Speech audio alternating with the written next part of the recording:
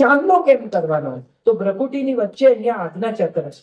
તમે આમ ટાઈટ અને એકવાર દબાવો ને સવારે તો એ આજ્ઞા ચક્ર કામ કરતું થઈ જાય. ગાયને કેમ ચાંદલો કરતી હતી મમ્મી રોજ આમ, કારણ કે આજ્ઞા ચક્ર પર પ્રેશર આવતું. આ શીખવું, બહુ બધું શીખવાનું છે અને આપણા ધર્મ પાસે ઘણું કહેવાનું છે, પણ આપણે ધર્મને બદલે ક્રિયાકાંડમાં પડી ગયા.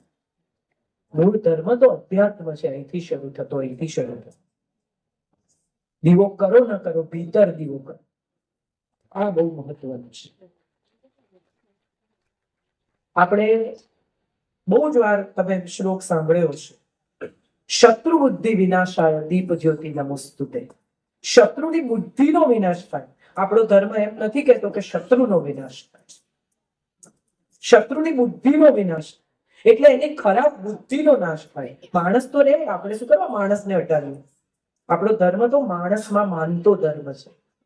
આપણે આ બધું જ ભૂલી ગયા છીએ. તો મને જે સમજાય છે તે તમારી સાથે શેર કર્યું.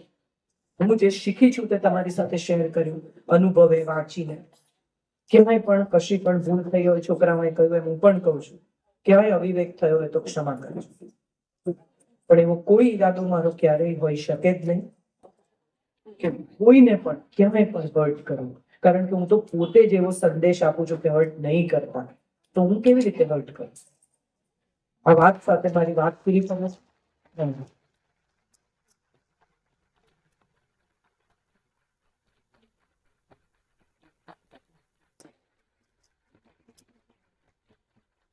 આપણી પાસે 10-15 મિનિટ છે. સ્પેશિયલી છોકરાઓને કંઈ પૂછવું હોય તો please feel free to ask me if there is anything in your mind. Anything that you feel you need me to tell you, discuss. ખાસ હું ઈચ્છું છું કે યુવાન પેઢી મારી સાથે વાત કરે. મમ્મીઓને તો બહુ જ ફરિયાદો છે, મને ખબર જ છે, પણ હવે મમ્મીઓની ફરિયાદો હું નથી સાંભળતી. છોકરાઓને કંઈ કહેવું હોય તો મારે સાંભળવું. ફીલ ફ્રી, તો જ આપણે વાત કરી શકીશું. Unless I know what is in your mind, there is no communication. So open up, talk to me. And this is the only chance to tell whatever you want to tell in front of your parents. Hello, તમારા માટે બે શબ્દ બોલવા ચાહું છું.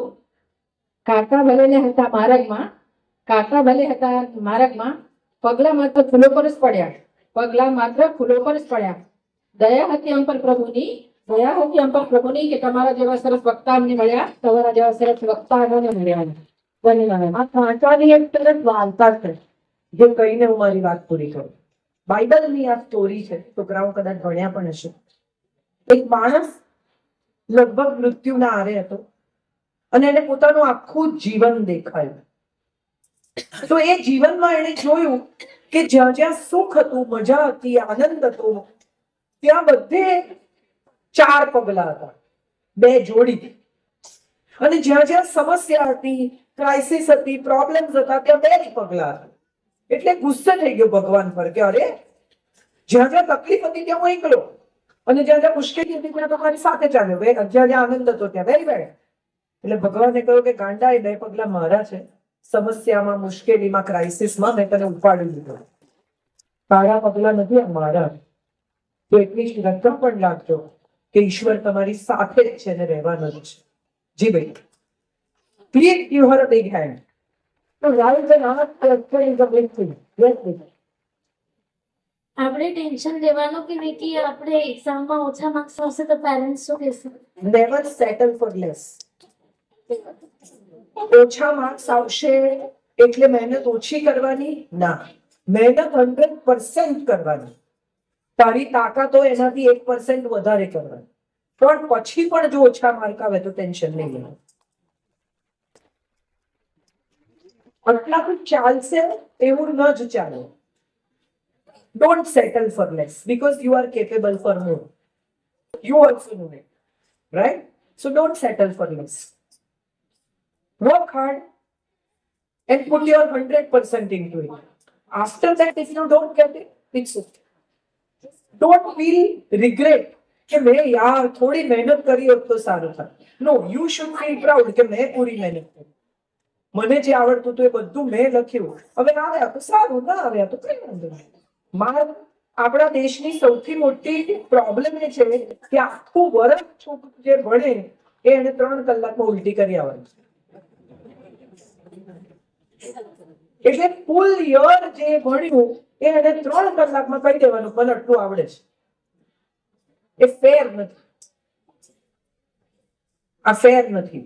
અને છતાંય આપણે એ શિક્ષણ પદ્ધતિનો ભાગ છીએ તો આપણે એને શીખવવાનું કે મહેનત પૂરી કરવાની, માર્ક ન આવે તો અફસોસ નહીં કરવાનો. આટલું હું માનું છું. મહેનત ઓછી નહીં કરવાની.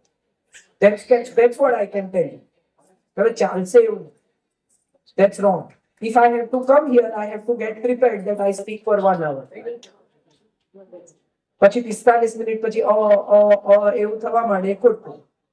I should prepare for 1.5 hours. Then if I speak for 1 hour, I am happy. That's what I'm trying to say. Yes, please.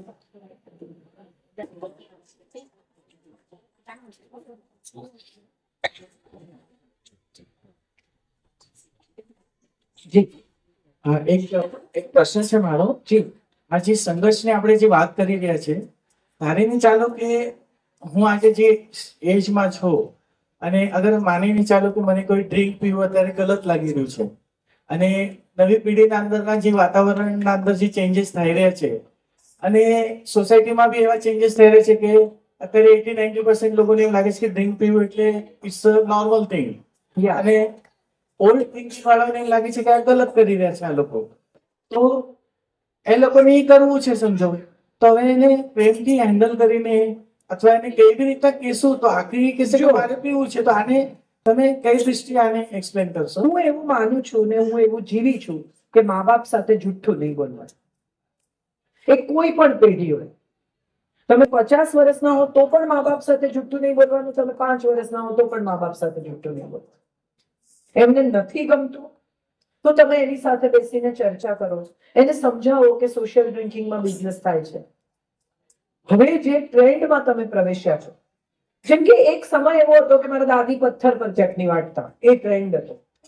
પછી મારી માં મિક્સર લાવી, ગુડ દહીં ચટણી થઈ ગયા. હવે મારી વહુ આવશે, એ પેકેટ કાપશે ને પાણી નાખશે. આ 3 બદલાયેલા ટ્રેન્ડ છે. હું મારી વહુ પાસે એવી આશા રાખું કે પથ્થર પર ચટણી વાટે તો એ નહીં વાટે. હવે એને તમે સંઘર્ષ કહો તો સંઘર્ષ, ને ન કહો તો નહીં. So what I have understood is કે તમે નવી પેઢીને શાંતિથી જે ખોટું છે તે સમજાવો અને જૂની પેઢીને જે સાચું છે તે સમજાવો. આટલી જ આપણા હાથમાં વાત છે. અને વચ્ચેની જનરેશનની પરિસ્થિતિ સાચે જ ખરાબ છે. મા બાપ એમ કે છે તું તારા છોકરાને કઈ નથી કહેતો અને છોકરા એમ કહે તું તારા પપ્પાને કઈ કહે. એટલે આ વચ્ચેની આખી 60 ની આસપાસની જે જનરેશન છે બિચારી, એની પરિસ્થિતિ સાચે જ 2 બ્રેડની વચ્ચે મુકાયેલા ટમેટા જેવી.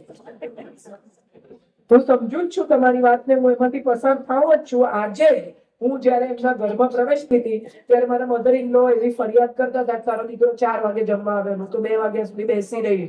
આમ મેં એમને ઓછામાં ઓછું હું એવું માનું છું કે 1000 વાર એવું કહ્યું કે તમારે જમી લેવું, પણ દાદી એની રાહ જુએ છે. રાહ જુએ છે કે પેલો નથી આવતો એ પણ એટલું જ નક્કી છે.